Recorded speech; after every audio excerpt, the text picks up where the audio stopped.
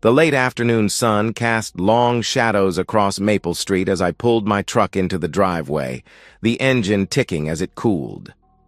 Another 14-hour day at the drafting table, working through structural calculations for a project. A custom home that would stand for generations if I'd done my job right. At 38, I'd built my reputation on that kind of permanence, the kind of work that doesn't crack under pressure. I grabbed my laptop bag and noticed Mr. Duffy watering his roses next door. The 72-year-old Vietnam vet had the sharp eyes of someone who'd learned to watch his surroundings, a habit that had kept him alive in the jungle and made him the neighborhood's unofficial security system.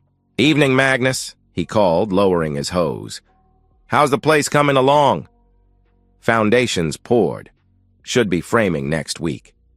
I paused at my mailbox, something in his tone catching my attention. "Everything all right?" Mr. Duffy glanced toward my house, then back at me with the measured look of a man choosing his words carefully. "Probably nothing, but there was a black Lexus parked out front earlier. Fancy sedan, newer model. Stayed about an hour before taking off." My hand tightened on the mailbox key. "You get a good look at it?" "Good enough. Same car was parked down by the Johnson's place 3 days ago, but it wasn't visiting them." He adjusted his baseball cap, the gesture deliberate. "Figured you should know." The words hit like a structural failure. Sudden, devastating, changing everything I thought I knew about load-bearing capacity. "Thanks, Mr. Duffy. I appreciate you keeping an eye out." Inside, Eva greeted me with her usual warm smile, rising from the couch where she'd been reading. At 35, she still took my breath away. Auburn hair catching the light, green eyes bright with what I'd always believed was genuine affection. She wrapped her arms around my neck, pressing her lips to mine in a kiss that tasted like mint, tea, and familiarity. "How was your day?" she asked, her fingers smoothing my collar. The gesture felt practiced now, automatic. Long. The structural engineer had questions about the beam calculations. I studied her face, searching for something I couldn't name. "How about you? What did you get up to?" "Oh, the usual. Had lunch with Sarah, did some shopping downtown, picked up groceries." The words flowed easily, but something about her rhythm felt off, too casual, too prepared. "I made that chicken dish you like. It's staying warm in the oven." "Sounds perfect."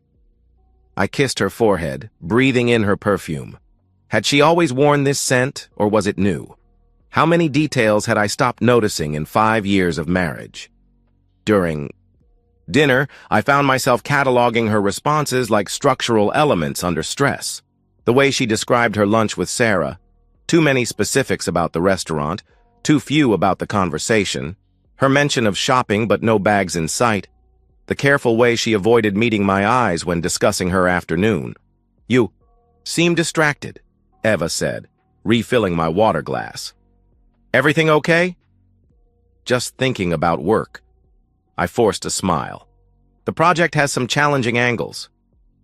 That night I lay awake staring at the ceiling while Eva slept beside me, her breathing, steady and peaceful. The shadows from the streetlight created geometric patterns above me, familiar shapes that now seemed to shift and change when I wasn't looking directly at them. 5 years ago, Eva had been the one to suggest the prenuptial agreement. "I want our love to be pure," she'd said, taking my hand across the candle-lit table where I'd just proposed. "Not about money or security, just us choosing each other every day." I'd been touched by her romantic idealism, impressed by her practicality. My architectural firm was just taking off, and protecting my business made sense. The prenup had been generous, not the ironclad fortress my lawyer had recommended, but fair enough that Eva would be comfortable if things went wrong. Now, staring at those shifting shadows, I wondered if Eva's foresight had been romantic idealism or cold calculation. The woman sleeping peacefully beside me had suggested protecting my assets with the same casual confidence she'd just lied about her afternoon. My architect's mind began working through the problem like a blueprint, analyzing load-bearing walls and potential failure points. If my marriage was built on deception, what other structural damage had I been ignoring? How long had the foundation been compromised? Outside, a car drove slowly down Maple Street, its headlights sweeping across my bedroom wall.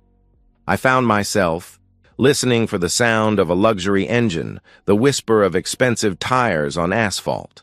The black Lexus existed. Mr. Duffy didn't make mistakes about details like that. Someone had been in my house, in my space, while I'd been working to build something lasting. Eva shifted beside me, murmuring something in her sleep. Her hand found mine automatically, a gesture that had once brought me comfort. Now it felt like evidence of how easily we perform intimacy, how natural it becomes to lie with our bodies even when everything else is falling apart. I squeezed her hand gently, already knowing this might be one of the last times. Tomorrow, I would start the careful work of discovering what I was really dealing with. Tonight, I would lie here in the darkness, watching shadows move across the ceiling, learning to see the difference between the structures we build and the ones we only imagine are there. I woke at 5:30, same as always, but everything felt different. Ava still slept curled against me, her breathing soft and regular, completely at peace. I envied her that peace as I slipped quietly from bed and padded to the kitchen to start coffee. The morning routine that had anchored our marriage for 5 years now felt like reconnaissance. I showered, noting that Eva had bought new shampoo, something expensive I didn't recognize. I dressed for work, studying her reflection in the dresser mirror as she stirred awake, hair tousled, looking innocent as a sleeping child. "Morning. Beautiful," she murmured, stretching like a cat in the warm sheets. "Morning. I've got an early client meeting, so I'm heading out." I bent to kiss her goodbye, tasting mint toothpaste and something else I couldn't identify. "What's your day looking like?" "Quiet. Maybe some errands this afternoon." She smiled, but her eyes didn't quite meet mine. "I'll probably be out when you get home." 20 minutes later, I was at Mr. Duffy's front door with 2 cups of coffee and a proposal that would have sounded insane a week ago. "I need a favor," I said, handing him the larger mug. "That Lexus you mentioned, if it shows up again, I'd appreciate a call." Mr. Duffy studied me over his coffee, his weathered face impassive. 40 years of marriage before losing his wife to cancer had taught him when not to ask questions. "You got it, cell phone?" I gave him my number, watching him program it into an ancient flip phone like a man who'd once called in artillery coordinates. "Just the facts. Make, model, license plate, if you can see it, how long it stays." "Roger that." He paused, sipping his coffee. "Magnus, I've seen a lot of situations go sideways. Sometimes knowing is worse than wondering. You sure about this?" "I'm sure I need to know what I'm dealing with." I met his eyes. "Thanks, Mr. Duffy, I won't forget this." My next stop was downtown, to the law offices of Mitchell, Carlson and Associates. Dave Mitchell had handled my business incorporation and the prenup. At 55, he'd seen enough marriages implode to skip the pleasantries when I explained why. I needed to see him. "Let's review your prenuptial agreement," he said, pulling out a thick file. "Refresh my memory on the specifics."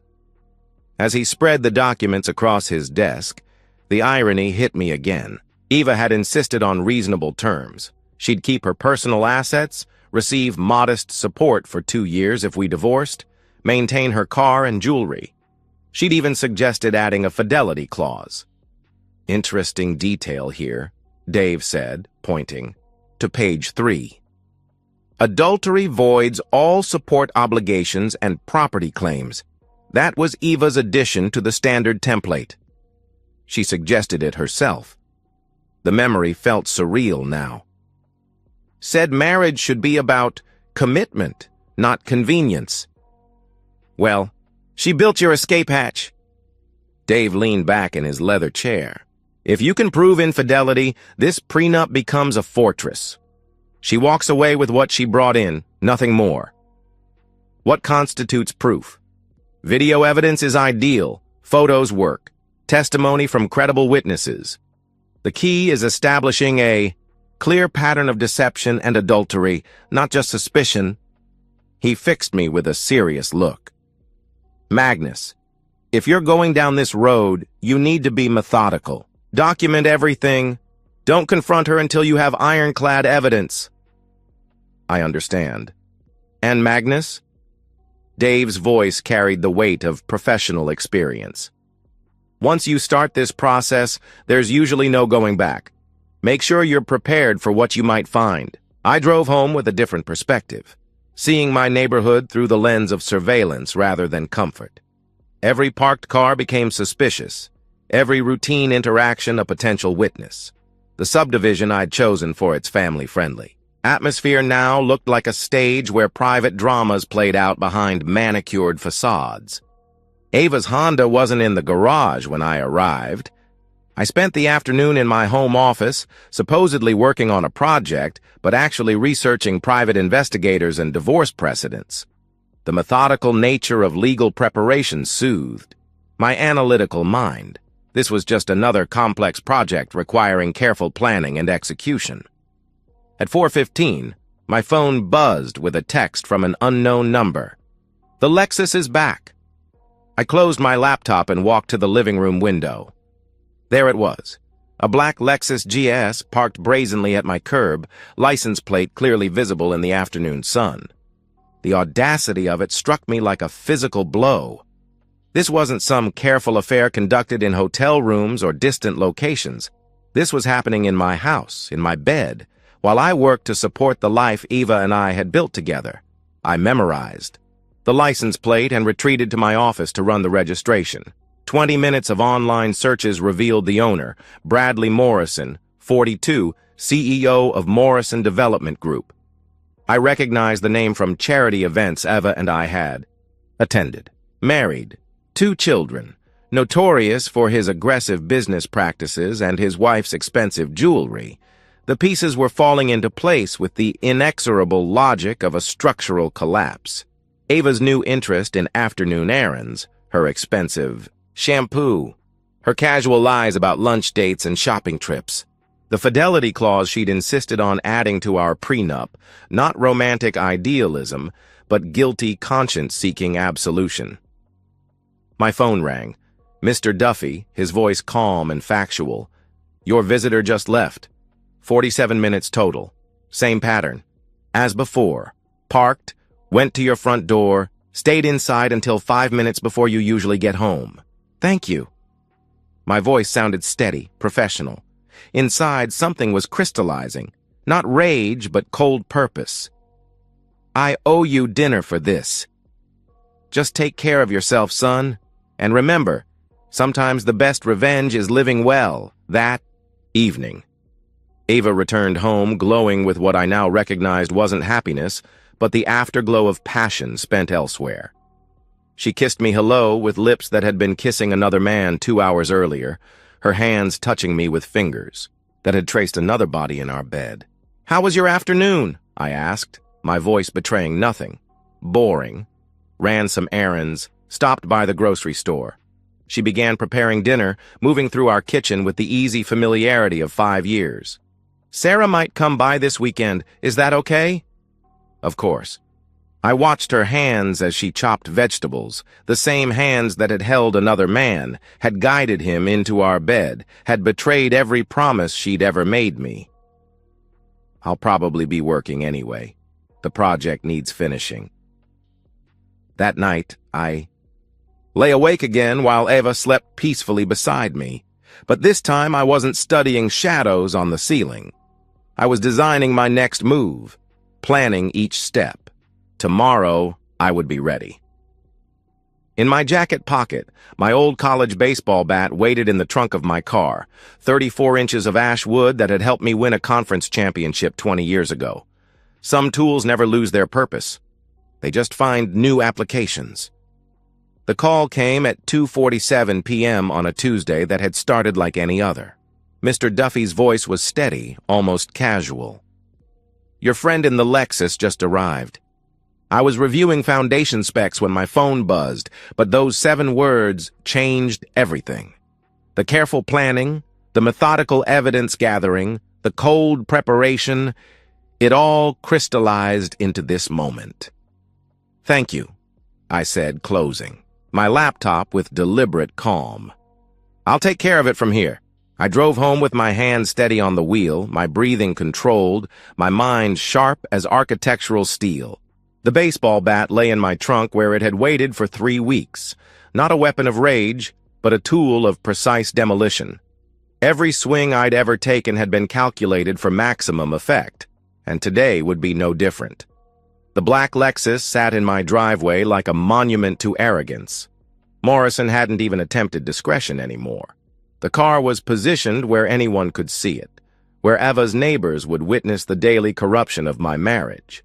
The man was marking territory, and apparently I was too pathetic to notice or care. I parked across the street and retrieved the bat from my trunk, feeling the familiar grip against my palms. The weight was perfect, the balance unchanged from my college days. Some memories live in muscle as much as mind. Morrison had chosen his weapon: money, charm, the thrill of taking what belonged to another man. I'd chosen mine. The Lexus was beautiful, in the way only German engineering could achieve. Sleek lines, every detail crafted for performance and status. I started with the driver's side headlight, a single swing that exploded the housing into crystalline fragments. The sound was satisfying, almost musical. The windshield required more force, spider webbing under the bat's impact, before shattering completely. Safety glass cascaded onto expensive leather seats in glittering waterfalls.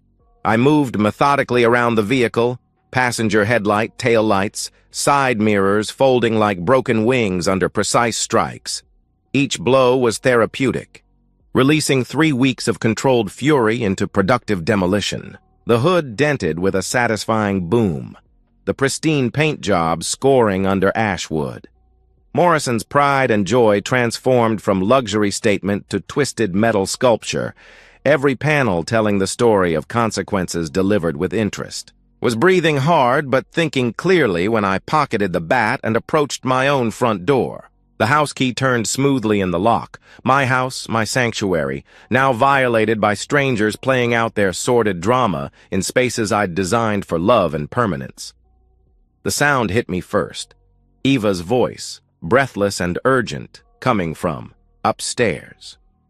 Not words, just the primal sounds of passion, the gasps and moans of 2 people lost in physical pleasure. My wife, in our bedroom, with another man. I pulled out my phone and started recording as I climbed the stairs I'd walked thousands of times. Each step felt like descending into evidence, every creak of the floorboard documenting the destruction of my marriage. The sounds grew louder, more urgent, Ava's voice calling out in ways that cut deeper than simple infidelity. The bedroom door was slightly ajar, their carelessness complete, their arrogance absolute. Through the gap, I could see everything. Ava arched beneath Morrison's pale body, her hands gripping his shoulders, her face transformed by pleasure I'd thought belonged to our marriage alone. Morrison's expensive suit lay crumpled on the floor beside Ava's dress, both costumes discarded for this performance of betrayal. I recorded 30 seconds of clear, unmistakable evidence before sliding the phone back into my pocket. The video would destroy them both. Ava's support claims, Morrison's marriage, their reputations, their carefully constructed lives. But first, they needed to understand that actions have immediate consequences. I kicked the door open with enough force to bang it against the wall. The sound exploded through the room like a gunshot, freezing them mid-motion in a tableau of guilt and shock. Ava's scream died in her throat as Morrison scrambled to cover himself, his face cycling through emotions: surprise, fear, desperate calculation. "Jesus Christ, I can explain," Morrison started, reaching for his scattered clothes. I was already moving. The first swing caught him across the ribs as he tried to stand, doubling him over with a sound like air escaping a punctured tire. The second strike hit his thigh, sending him crashing into the dresser Eva and I had picked out for our first anniversary. "Get out," I said, my voice level despite the adrenaline flooding my system. "Get dressed and get out of my house." Morrison struggled into his pants while Eva screamed my name, wrapping a sheet around herself like armor that couldn't protect her from what came next. He limped toward his shirt and jacket, whimpering with each movement, his arrogance replaced by the animal fear of a man who'd discovered real consequences. "Magnus, please, let me explain." Eva's voice cracked with desperation. "It's not what you think. We can work through this." I looked at her, really looked at her, for what I knew would be the last time. The woman I'd loved, trusted, built a life with. The woman who'd suggested our prenup, who'd insisted on fidelity clauses, who'd played the role of devoted wife while orchestrating her own escape plan. "Ava, you're already dead to me."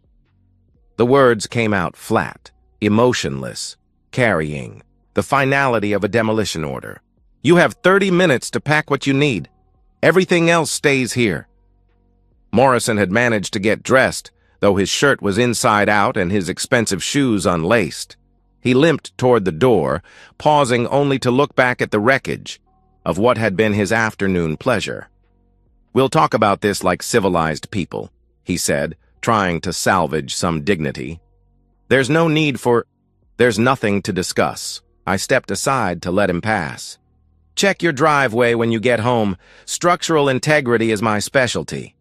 He limped down the stairs and out my front door, moving like a man who'd learned that some houses aren't safe to burgle.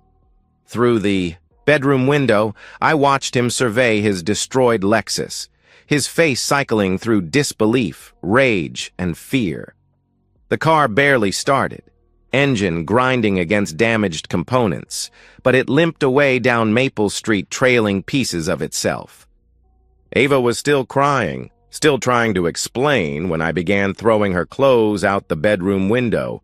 Dresses, shoes, jewelry, everything scattered across the front lawn like debris from a demolished building. The neighbors would see, would talk, would understand that Eva Morrison, no, Eva, whatever her maiden name was, had been evicted from respectability. "Magnus, please. 5 years. We can fix this." I looked at her one final time. "Eva, we've been divorced since the moment you brought him into our bed. You just didn't know it yet." She left 20 minutes later, arms full of hastily packed belongings, her face streaked with tears and mascara. I watched from the living room window as she loaded her Honda, still wrapped in a bedsheet because I'd thrown all her clothes outside. The cuss. Neighborhood was quiet again, shadows lengthening toward evening. Mr. Duffy appeared at his mailbox, giving me a subtle nod before retreating inside. Some operations require witnesses, others require discretion. He understood the difference. I walked through my house now, seeing it with new eyes. The bed would need replacing, Ava's personal touches would disappear, but the foundation was sound, the structure intact. Some buildings survive renovation better than the lives lived inside them. In my office, I uploaded the video to my laptop and made copies. Tomorrow, I would deliver them to Dave Mitchell and let him handle Eva's legal destruction.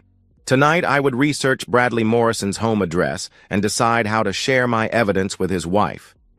The house felt larger already, emptied of deception and filled with possibility. Sometimes demolition is just the first phase of construction, clearing away what's rotten so something better can be built in its place. Dave Mitchell's office felt like a war room 6 weeks after the confrontation. Legal documents spread across his conference table like battle plans, each page documenting Eva's systematic destruction. The prenuptial agreement lay open to page 3. Her own fidelity clause now a sword at her throat. "She's fighting everything," Dave said, sliding Ava's latest motion across the table. Claims emotional distress, temporary insanity, duress when signing the prenup. Her lawyer's throwing everything at the wall." I studied the legal briefs. What are her chances? 0. The video evidence is ironclad, and she literally wrote the fidelity clause herself. Dave leaned back, a smile playing at the corners of his mouth. "She's hemorrhaging money on legal fees, fighting a battle she can't win. Her lawyer knows it, but she's paying him to try anyway." The divorce proceedings had unfolded. Ava's attempts to claim marital assets crumbled against the prenup's clear language. Her pleas for spousal support died under the weight of recorded evidence. She'd kept her Honda, her jewelry, and the clothes I hadn't thrown on the lawn. Exactly what she'd brought into the marriage 5 years ago. "There's something else," Dave said, pulling out another file. "Morrison's wife filed for divorce 3 days after you sent her the evidence. She's going for blood, claiming adultery, demanding half his assets, full custody of their children." The parallel destruction satisfied me in ways I hadn't expected.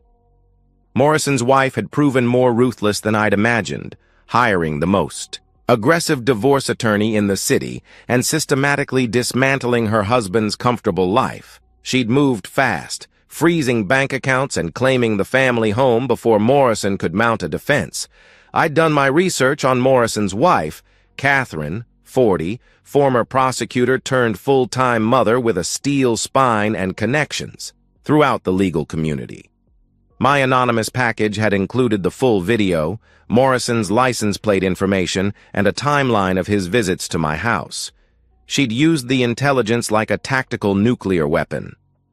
"Morrison's business is suffering too," Dave continued. "Word got out about his divorce, and apparently he's lost 2 major contracts. His partners are distancing themselves, and his wife's lawyer is claiming he used company resources to facilitate his affairs." The ripple effects had exceeded my expectations. Morrison's arrogance had made him enemies in the business community, men who'd tolerated his success but relished his downfall. His reputation for taking what he wanted had finally met consequences he couldn't buy or intimidate his way out of. 6 months after the confrontation, I drove past Eva's new apartment near the highway, a cramped 2-bedroom in a complex that screamed temporary living. Her Honda looked older somehow, dirtier, like everything else in her diminished world. I'd seen her at the grocery store once, wearing clothes from Target instead of the boutiques she'd preferred during our marriage. She worked retail now, women's clothing at a department store, helping customers who earned more in a month than her annual salary. The woman who'd played house with Morrison's expensive lifestyle now folded sweaters for minimum wage, her dreams of luxury reduced to employee discounts on clearance items. Morrison's fall had been even more spectacular. The divorce settlement had claimed half his business assets, the house, and most of his liquid wealth. His former arrogance had been replaced by desperate networking, trying to rebuild contacts who now treated him like radioactive waste. The man who'd casually violated my marriage now struggled to maintain his own basic dignity. I'd seen him once, at a business conference, standing alone at a reception where he'd once commanded attention. His expensive suits had been replaced by off-the-rack alternatives, his confident posture reduced to nervous glances and forced smiles. The predator had become prey, hunting for scraps in an ecosystem that no longer recognized his dominance.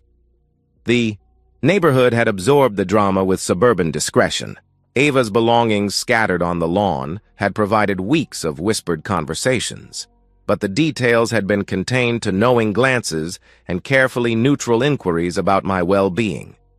Mr. Duffy had never mentioned his surveillance role, maintaining operational security. My architectural practice had thrived in the aftermath, perhaps because clients sensed the authentic confidence of a man who'd handled crisis with methodical precision. The project had been completed ahead of schedule and under budget, earning referrals that kept me busy through the winter months. More importantly, I'd learned to trust my instincts again. The woman I'd been dating, Sarah, a civil engineer with her own firm, appreciated directness over charm, substance over performance. She'd heard about the divorce through professional networks, but never asked for details, understanding that some structures are best left undisturbed once they've been properly demolished. Ava still drove past occasionally, parking where the Lexus had once sat, staring at the life she'd destroyed with the same calculating mind that had once planned her betrayal. I watched these pathetic surveillances through my security cameras, feeling nothing beyond mild curiosity about her motivations. Sometimes I wondered if she understood her destruction, how thoroughly she'd orchestrated her own downfall by insisting on the very prenuptial terms that had left her defenseless. The fidelity clause hadn't been romantic idealism, it had been guilty conscience seeking absolution. But conscience, like structural engineering, operates according to laws that don't bend for wishful thinking. The video evidence had served its purpose and been secured in my attorney's files, a nuclear deterrent ensuring Eva's continued cooperation with divorce terms. Morrison's wife had used her copy to devastating effect, proving that the same evidence could destroy multiple targets when deployed strategically. 6 months later, I slept peacefully in a bedroom furnished with my own choices, ate dinner at a table I'd selected without compromise, and lived in a house that felt like home again rather than a stage for performance art. The foundation had held. Only the surface structures needed replacing. Some buildings survive catastrophic damage better than others. The key is understanding which elements are load-bearing and which are merely decorative. Love, I'd learned, was architectural, built on foundation principles that either supported weight or collapsed under pressure. Eva had tested those foundations and found them stronger than the marriage they'd been designed to support. And that's the end of today's story. If you enjoyed it, please give this video a thumbs up and drop a comment below. Your support helps the algorithm push my content further. If you're new to the channel, don't forget to hit that subscribe button. It really helps me keep creating more stories for you. Thanks for watching, and I'll see you in the next one.